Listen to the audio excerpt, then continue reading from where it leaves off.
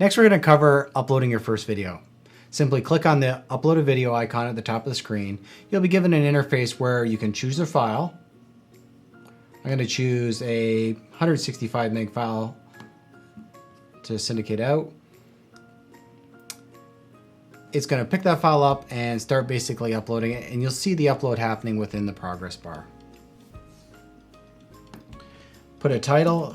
This is a title.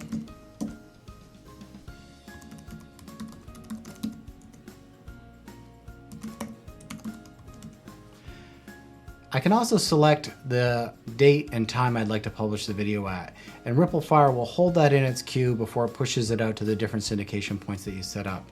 This can be important if you're doing something like a press release or something that's time sensitive to other information coming out. I copy all that information to my different syndication points so that it automatically populates it from a title, description, and keyword point of view. That saves a lot of time.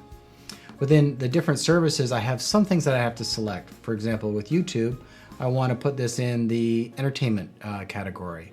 And I could make this public or private if I wanted as well.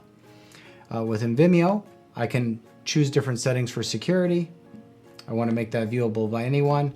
And with Dailymotion, I have the opportunity to choose the category within that as well. And I'll call it film and television.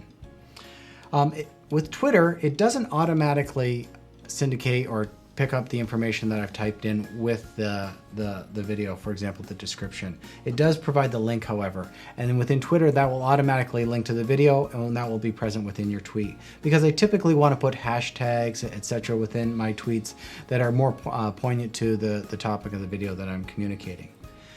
A really important part I've mentioned in the past is groups. You should join as many groups that are pertinent to your community or your content as possible.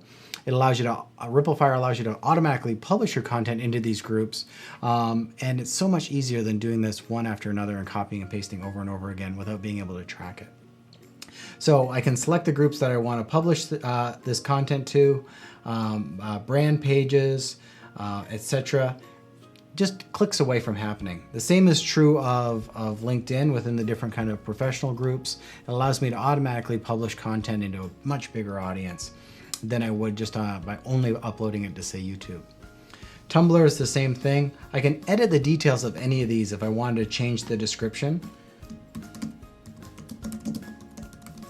I can do that very easily, and that's specific to each one of these services.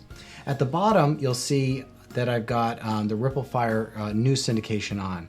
That basically pushes out under Ripplefire's account to Stumble Upon and Delicious. And it just basically creates another set of links back to your video that we can promote out to our own audience. You can turn that on and off at your leisure. When I save it, make sure all that data is there. There's an indication that comes onto the screen. I look up at the top. Oh, my video is almost done uploading. It's 200 meg video, so it takes a few minutes to upload. I've got about 10 seconds left. Once that's finished uploading, I want to make sure that I look at the bottom of the screen and I click on the finish icon or the finish button that will show up. That's an important thing to say, oh, I'm done now, and this video is ready to basically be uploaded to the different services. Finish button has showed up. I click finish. And now this is going to initially go out to YouTube, Dailymotion, and Vimeo. It's going to go out to, after it's done that, it's going to push out to Facebook, LinkedIn, and all the different groups that I've done there. Syndication of your videos now takes a few minutes versus, hours, and you can track everything back here in one spot.